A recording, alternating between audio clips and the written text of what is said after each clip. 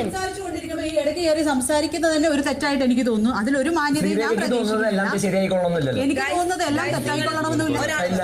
ഗബ്രി എന്ന് പറയുന്ന വ്യക്തി കാരണം കഴിഞ്ഞ ദിവസം ലാൽ സാർ വന്ന് ഒരുപാട് പോയിന്റ് കട്ടാവുകയും അയാളുടെ ഒരു തെറ്റായ പ്രവൃത്തി മൂലം അയാളെയും നോർമൽ പവർ ടീമിലെ മറ്റൊരു കണ്ടസ്റ്റന്റിനെയും പുറത്താക്കുകയും ചെയ്തു.